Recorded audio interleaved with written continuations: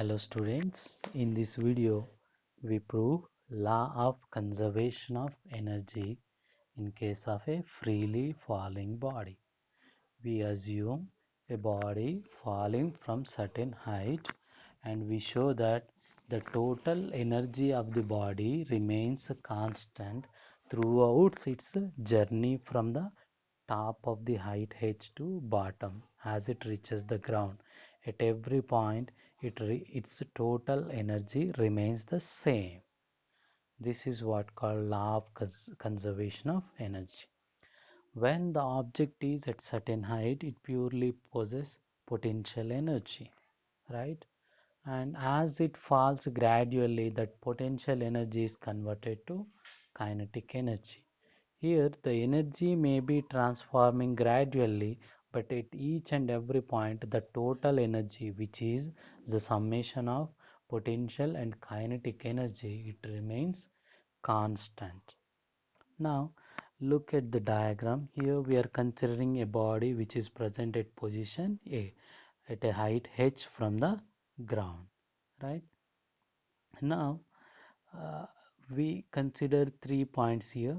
Point A, top of the building, top of the height h, and point B, after falling x from the top of the height h, and C, which is at ground. Once again, I am repeating. We consider here 3 points A, B, C, right? A is top of the height h, and we allow the ball to drop from A, and we consider one more point somewhere at point B after traveling a distance x from the top of the building, and we consider one more point at C which is on the ground. At each of these points, we calculate the sum of potential and kinetic energies, that means total energy, and we show that the total energy at point A, B, and C are equal. Then we can say that law of conservation of energy is proved in case of freely falling body. Now, as a overall, we can say that when the object is at point A, it is at rest, its velocity is 0. So we can say it is not having any kinetic energy, but it is having potential energy. When it is allowed to fall through certain height, as it falls to B, it gradually gains some velocity. So when it is at B, it possesses some kinetic energy, and as it is at certain height from the ground, then it also possesses potential energy, right? Similarly, when the stone reaches the point C, the ground point, its height is 0 because it is on the ground. So its potential energy is 0. So it is having only kinetic energy. Now, when the object is at A, it is having only potential energy and kinetic energy is 0. When it reaches the point C, it is having only kinetic energy, potential energy becomes 0. We can say that the potential energy which the body is having at point A is gradually converted to kinetic energy up to C. When it reaches the point C, that potential energy is completely converted to kinetic energy. We will this explain in analytical way. Now we are considering at position A, here this point, right? You can see here at position A, you can see here what is the height. Height is h, we assumed it as height is h. Then the potential energy, we know the formula for potential energy is mgh, so potential energy becomes mgh. Now we calculate kinetic energy. For calculation of kinetic energy, we need velocity, and we know as it is at the top of the height h, its velocity is 0 because we are calling it as freely falling body. We are just dropping the body. The moment we drop it at t equal to 0, we assume its velocity is 0. So as its velocity is 0, its kinetic energy also becomes 0, right? Now the total energy, which is the sum of potential and kinetic energies, we can take potential energy is equals to mgh and kinetic energy is 0. Then the total energy here becomes mgh. This is the total energy at point A. Now we allow the stone to fall through height, and now the stone is at point B. It has fallen a distance of x meter and it is at a distance of h minus x from the ground, right? So once again I'm repeating it has fallen a distance x from the top and it is at a height of h minus x from the ground. Here at point B we calculate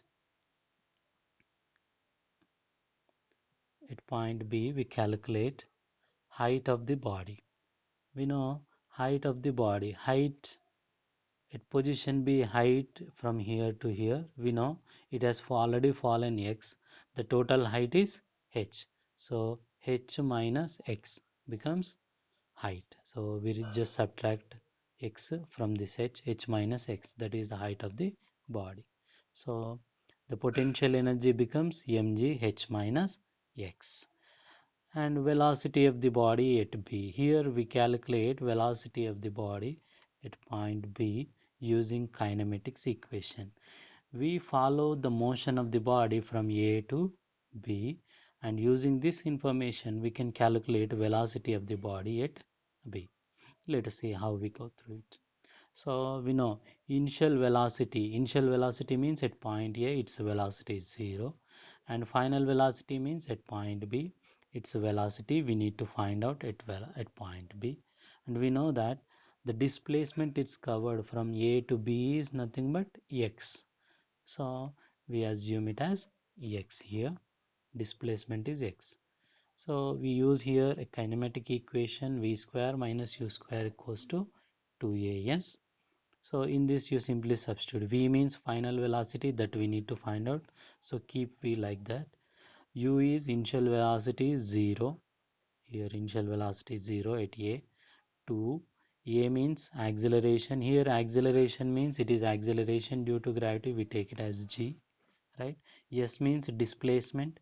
Displacement, we know displacement is X. So we take X. And then the simplification will get v square equals to 2gx, or we get v equal to under square root of 2gx. We got velocity of the body at point B. Now we can calculate kinetic energy using the formula half mv square. Half mv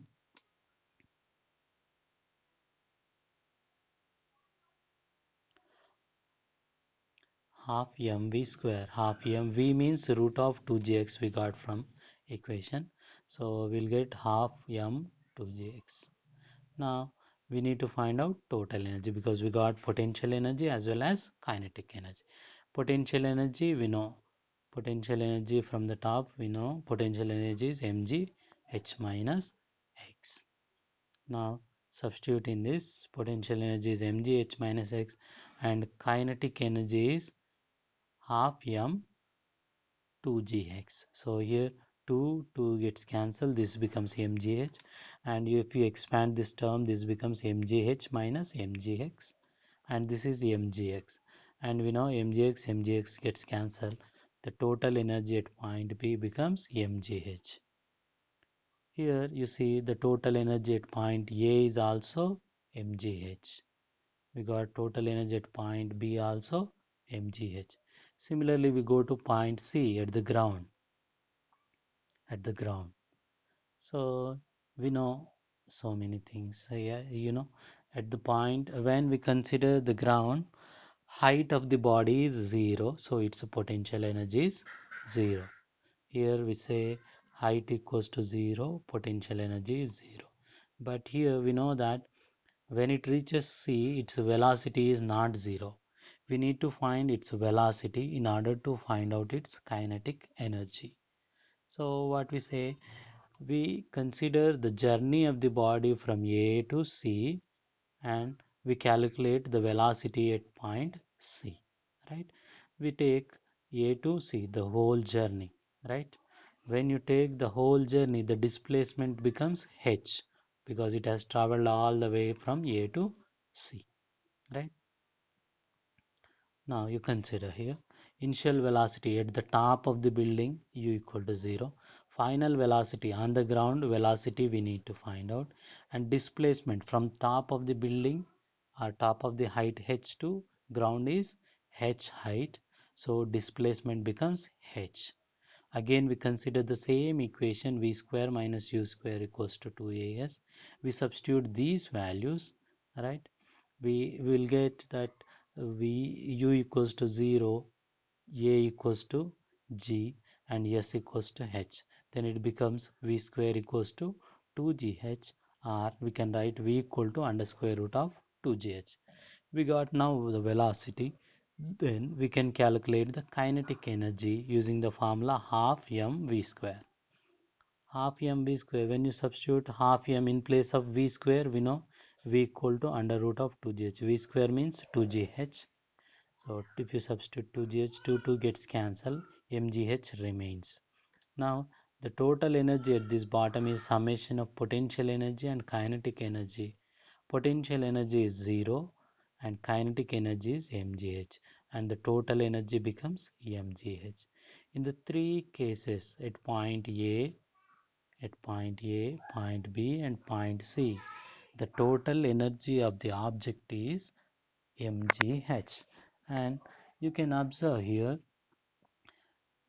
at point A on the top of the building, you know that potential energy is maximum mgh and kinetic energy is 0, right? And at the bottom you can see the potential energy is 0 and kinetic energy is maximum mgh.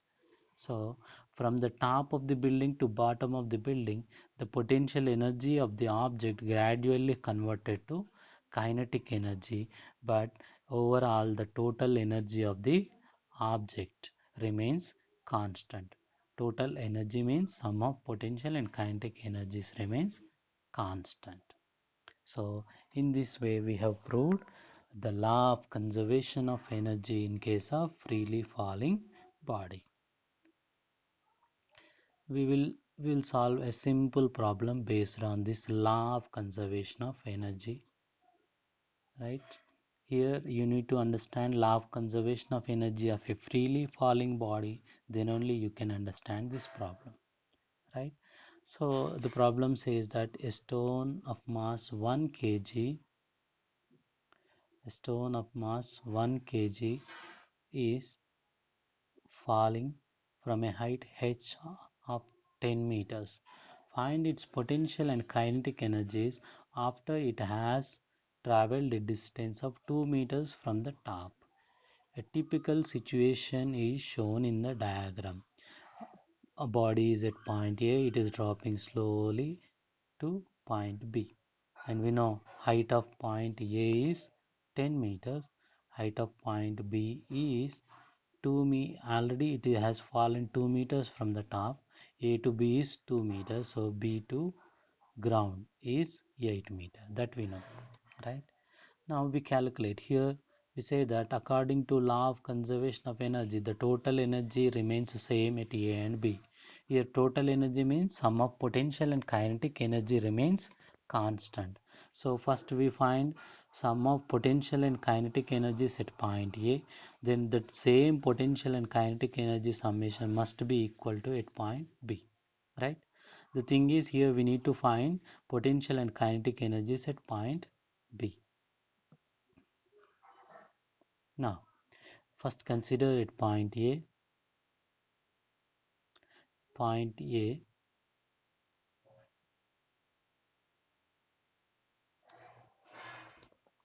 at point A, top of the height is 10 meter. From here to here, 10 meter. And potential energy is nothing but mgh. Mass of the body 1 kg. G means 9.8 and height is 10 meter. We'll get 98 joules. The potential energy is 98 joules. Now, the velocity as the body is at the top of the building, top of height h, its velocity is 0. so kinetic energy becomes 0. Now the total energy we can write it as sum of potential and kinetic energies, which is equals to 98 joules, only potential energy. The same total energy should be there at point B.